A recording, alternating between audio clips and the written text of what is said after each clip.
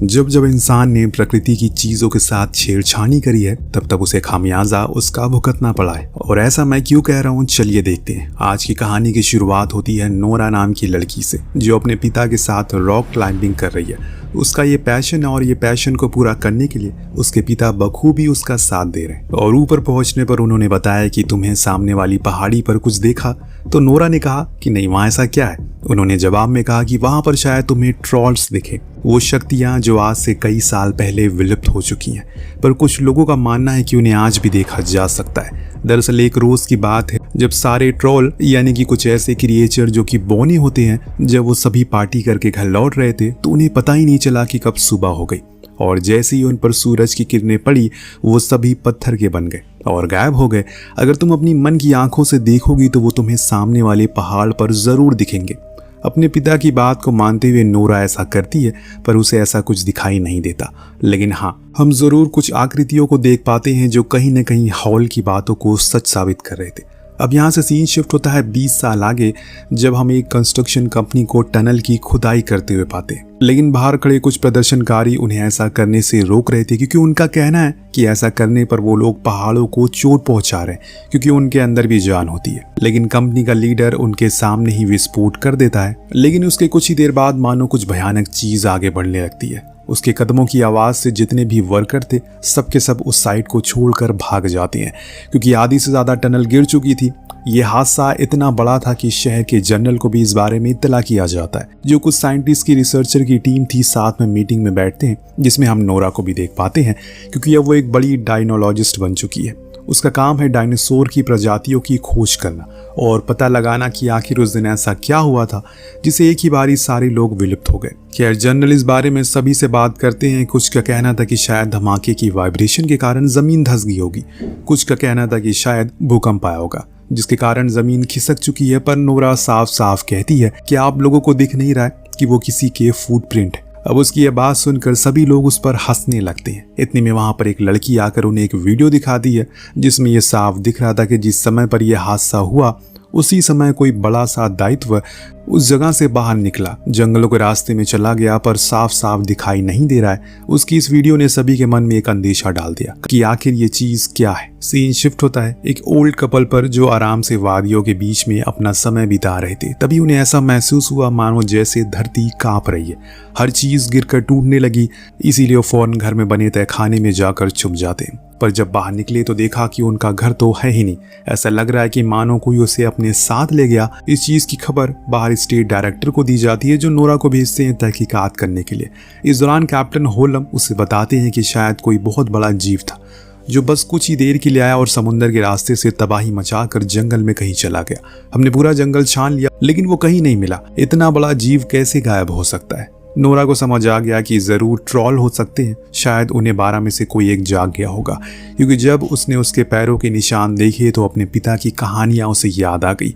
हालांकि उसे इन चीजों पर यकीन नहीं है, लेकिन जब सब कुछ उसके सामने है तो उसे भी यकीन करना ही पड़ा। उसी को खोजने के लिए ये लोग उस जगह के आसपास सारी जगहों को थर्मल पावर से भी चेक करते हैं, पर कुछ भी ऐसा निशान नहीं मिला जिससे ये साबित हो सके कोई यहाँ पर आया था। अब नोरा को अपने पिता के घर जाना पड़ा, जो पहाड़ों के बीच में रहते थे और अपने काम को लेकर इतना फोकस्ड है उन्हें अपना कुछ ख्याल नहीं था। यहाँ तक कि वो अपनी पैंट तक पहनना भूल गए थे। पर उन्होंने इस बीते सालों में सिर्फ ट्रॉल के ऊपर रिसर्च की, इसीलिए नोरा को लगा कि उन्हें बेहतर इस केस के बारे में और जानकारी ले सकती है। जब ये सभी उनके घर में घुसे तो चारों ओर बस ट्रॉल की तस्वीरें, पेपर कटिंग और कुछ नाजीज के टाइम के आर्टिकल छपे थे, जो देख नोरा का साथी तो हंसने लगा कि आपको सच में लगता है कि ट्रॉल जैसी चीज एग्जिस्ट करती है? वो सुन वो गुस्सा हो गए, पर नोरा उन्हें शांत करवा दिया और फिर वो वीडियो दिखाया जिसमें हल्की सी झलक देखी गई थी। उनका कहना था कि ऐसा कुछ 20 साल पहले हुआ था और मैंने इस बारे में शहर के लोगों को बताना भी चाहा, लेकिन उन्होंने मुझे पागल समझा और शहर से भगा दिया।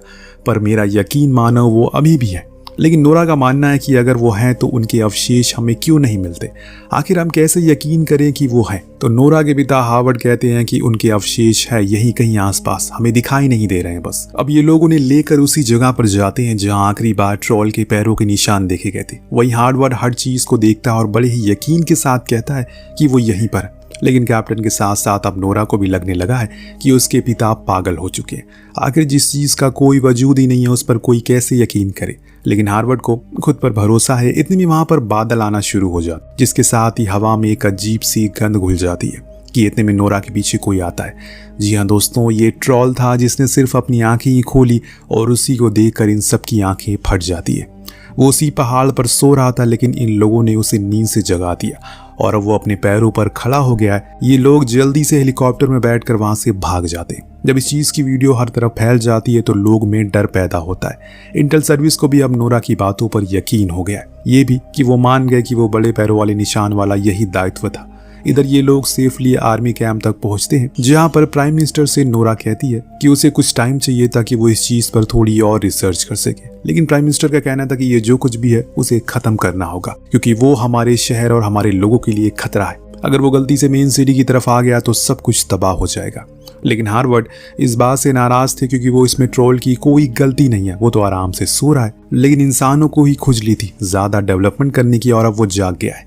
लेकिन प्राइम मिनिस्टर किसी की नहीं सुनते, यहाँ तक कि वो ये भी कह देते हैं कि अब नोरा का काम यहीं खत्म हो चुका है, इसीलिए बेहतर है कि अब वो अपने पिता के घर वापस चली जाए, क्योंकि आगे ये कार्रवाई अब आर्मी करेगी। उन्होंने अब पूरी तैयारी शुरू कर दी, किसी भी तरह करके उसे मार गिराना है। लेकिन नोरा और हार्वर्ड को पता था ऐसा करके वो तबाही को अपनी ओर मोड़ रहे हैं, इसीलिए उन्हें कैप्टन से कहा कि वो उन्हें भी अपने साथ ले चले। वो जरूर कुछ न कुछ तरीका निकाल लेगी जिससे ट्रोल को भी कोई नुकसान ना हो और यहाँ के आम लोगों को भी। बड़ी देर समझाने बुझाने के बाद आखिरकार कैप्टन मान जाते हैं और इन्हें अपने साथ ले जाते हैं, जहां हम देख सकते हैं कैसे आर्मी तैयार होकर उस जगह बैठी है, ताकि जैसे ही वो उन्हें हल्का सा दिखे वो उसे नष्ट कर दे। उन सभी ने नाइट विजन पहन रखे हैं, जिससे इन्हें दूर से आता हुआ ट्रॉल नजर आता है। फिर क्या था, ये उस पर बड़ी बड़ी मिसाइलें दागना शुरू करते हैं, उसे वो भी गुस्से में आ जाता है और फिर आर्मी की सभी ट्रक टैंक को नष्ट कर देता है। उसकी त्वचा इतनी कठोर होती है, किसी भी असला बारूद कर उस पर कोई असर नहीं हो रहा था। हालांकि आर्मी ने पूरी कोशिश की, पर उन्हें भी यकीन हो गया कि इस पर कोई असर नहीं होगा,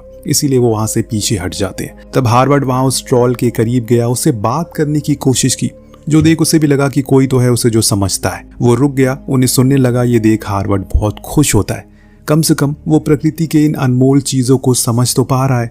लेकिन दोस्तों तभी आर्मी इसी का फायदा उठाकर उस पर फिर से शूट करने लगती है, जिससे होता ये है ट्रॉल भड़क जाता है और तेजी से पीछे की ओर मुड़ता है। इसी चक्कर में उसका पैर हार्वर्ड को लग जाता है और इसमें वो बुरी तरह घायल हो चुके थे। हालांकि इसके बाद ट्रॉल वहां से चला गया, लेकिन हार्वर्ड अब अपनी आखिरी सांसें गिन रहा है। उसकी ऐसी हालत को देखकर उसकी बेटी को खुद के इमोशन को रोक नहीं पाती और वहीं रोने लगती है।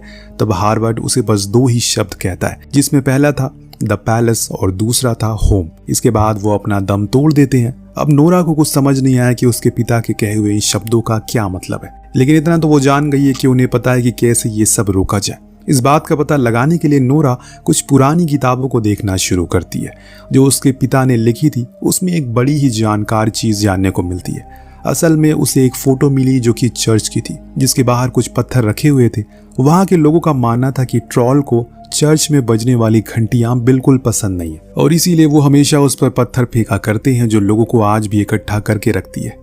इसीलिए नोरा चाहती है हमें उसे बेल से भगाना चाहिए। अब ये सुन पीएम उसकी बात को नकार देते हैं, लेकिन जब कैप्टन बताता है कि हमारे सारे एडवांस हथियार फेल हो चुके हैं, इसीलिए हमें एक बारी उसकी बात को आजमाना चाहिए, हो सकता है कि इसका कोई फायदा हो जाए। अब नेक्स्ट सीन में हम एक चिल्ड्रन पार्क को देखते हैं जहां पर सब कुछ अच्छा चल रहा है, लेकिन तभी वहां खतरनाक धमाका महसूस होता है। जी हाँ दोस्तों, वो आ चुका है। उसे रोकने के लिए आर्मी भी वहां पहुंच गई, लेकिन इस बारी वो हमला नहीं करते, बल्कि उन्होंने अपने हेलीकॉप्टर के नीचे बेल लगाए हुए हैं, जिसकी आवाजों से ट्रॉल परेशान हो जाता है और सब कुछ तोड़ने फोड़ने लगता है। उन्हीं में से एक हेलीकॉप्टर जब एक बच्चे के ऊपर गिरने वाला था, तभी ट्रॉल ने उसे रोक लिया, जो इस बात का गवाह देता है कि वो किसी भी मासूम इंसान को नुकसान नहीं पहुंचाना चाहता, बल्कि बस वो यहाँ से कहीं दूर खुशी जीना चाहता है। लेकिन अब तो पूरे शहर में पैनिक फैल चुका है। लोग अपने घरों से बाहर निकलने में डर रहे हैं, मिलिट्री पर सवाल उठ रहे हैं, इसीलिए अब सभी के ऊपर बहुत ज्यादा प्रेशर है। कई घंटों की खामोशी के बाद आखिरकार ये फैसला लिया जाता है कि उन्हें शहर को खाली करवाना पड़ेगा, क्योंकि अब परमाणु हथियार से ही उसे खत्म किया जा सकता है। लेकिन नोरा इस बात से सहमत नहीं थी, उसे कुछ मिसिंग लग रहा है। तभी उसे अपने पिता के कहे गए आखिरी शब्द याद आते हैं, जिसे पता लगाने के लिए वो सीधा द रॉयल पैलेस गई, जहाँ किंग और पीएम ने उन्हें अंदर आने की अनुमति दे दी, क्योंकि वो उसके पिता को जानते थे। जब नोरा ने बताया कि उन्हें इस पैलेस को खाली करना होगा क्योंकि उनके ऊपर शायद खतरा है, तब उस शख्स ने बताया कि इस बारे में उन्हें पहले से पता है। दरअसल यहाँ पर 1000 साल पहले एक पहाड़ी राजा इंसानों के बीच रहता था, जिसकी सभी पूजा करते थे। लेकिन प्रिंस सेन को ये चीजें पसंद नहीं थी, क्योंकि वो चाहते थे कि सब लोग जीसस के सामने प्रे करें। इसीलिए उन्होंने एक करके सभी ट्रोल के परिवार वालों को खास तरीके से मरवा दिया, फिर उनके अवशेष यहाँ रख दिए, जिसकी तलाश में तुम्हारे पिता हमेशा से थे। जब नोरा उस जगह पर बने एक तहखाने को देखती है तो उसके होश उड़ जाते हैं। वहां पूरे ट्रोल के परिवार के कंकाल पड़े थे। और इसके बाद पीएम ने बताया कि जमाने के प्रिंस ने सिर्फ एक बच्चे को छोड़ दिया था, हो सकता है कि वो अब बड़ा हो गया और अपने घर वापस लौटने की कोशिश कर रहा हो। इस बीच नोरा उन कंकालों को देखने के लिए उस पर टॉर्च मारती है तो वो पत्थर के होने लगते हैं, जिससे उसे अपने पिता की कही हुई बात याद आती है, कैसे वो सूरज की किरणों के संपर्क में आते ही पत्थर के बन जाते हैं। यानी कि रोशनी उनकी दुश्मन और अंधेरा उनका दोस्त है। अब उसका साथी कहता है कि हमें तो उसे कई बार रोशनी में भी देखा। तब नोरा कहती है कि नहीं, उस समय सूरज नहीं था, घने बादल थे। अब उसने फौरन कैप्टन को इत्तिला किया और बताया कि उन्हें जितनी जल्दी हो सके शहर में यूवी रेज लाइट लेकर आनी होगी और ये सब खत्म हो सकता है। लेकिन वहीं दूसरी ओर पीएम ने जब देखा कि अब शहर की ओर वो बढ़ रहे हैं तो उसे परमाणु बम के लिए आदेश दे दिया, जिसके लिए एक फ्लाइट टेक ऑफ कर गई। जब इस बारे में कैप्टन को पता लगा तो उसने उस जेट के पायलट से कहकर थोड़ी देर के लिए डिले करवा दिया, इससे पहले कि वो उस आइडिया को टेस्ट करना चाहते हैं। यहाँ कैप्टन को भरोसा है नोरा पर, जरूर उसने कुछ सोच समझ कर ये बोला होगा। अब जब ट्रोल तेजी से पैलेस की ओर आ रहा है, क्योंकि वहां उसका घर है, इधर ये दोनों एक कार पर ट्रोल के एक परिवार के शख्स का कंकाल लेकर बाहर आते हैं, फिर उसी के सामने से लेकर उसे गुजरते। लेकिन इनकी किस्मत इतनी बुरी थी कि वो कंकाल इनकी कार से गिर जाता है, फिर हाथ लग जाता है ट्रोल के, जिसको वो बड़ी ही सहजता से उठाता है और देखने लगता है जरूर ये उसका कोई करीबी होगा, क्योंकि इसके बाद तो मानो वो पूरी तरह से पागल ही हो जाता है। वो उनकी कार के पीछे पूरे गुस्से में भाग रहा था और इसी का फायदा उठाकर नोरा उसे शहर से बाहर लेकर आ गई, जहां पर कैप्टन ने पहले से ही सारी लाइट को लगा रखा था, जिसे ऑन करते ही वो तड़पने लगता है और फिर धीरे धीरे करके पत्थर में तब्दील होना शुरू हो जाता है। लेकिन तभी अचानक से बीच में नोरा को उसके लिए बुरा लगता है, लाइट को बंद कर देती है और कहती है कि जितना हमें जीने का हक है उतना उसे भी है। जिसे उसके पिता ने उसे बात करने की कोशिश की थी, वो भी वैसे ही बात करती है और बोलती है कि उसे यहाँ से वापस पहाड़ों में चले जाना चाहिए, वरना ये लोग उसे मार देंगे। वो उसके सामने हाथ जोड़ती है। ट्रोल भी समझ गया, पर तभी दोस्तों सुबह हो जाती है और सूरज की किरणें देखते ही देखते वो पत्थर में तब्दील होने लगता है। इस बदलाव में उसे बहुत ही ज्यादा तकलीफ हो रही थी, जिस चीज को नोरा महसूस कर सकती है। लेकिन अब वो कुछ कर नहीं सकती, क्योंकि ट्रोल का अंत करीब है। वो कुछ ही पलों में पत्थर की मूर्ति बन जाता है और नोरा उसके करीब गई, उसे माफी मांगी, क्योंकि वो उसे बचा नहीं सकी। उसकी आंखों में आंसू थे, लेकिन वो कुछ कर नहीं पाई। कुछ देर में वहां पीएम का काफिला आता है, जिसमें से पीएम बाहर आकर नोरा से बोलते हैं कि उसके पिता की सारी कहानियां सच थी। लेकिन नोरा कुछ नहीं कहती और बिना कुछ बोले वहां से चली जाती है और इसी के साथ ये कहानी यहीं पर खत्म हो जाती है। वेल, आपको कहानी कैसी लगी हमें कमेंट करके जरूर बताएगा। मिलते हैं अगली वीडियो में। Thank you so much watching. Peace out.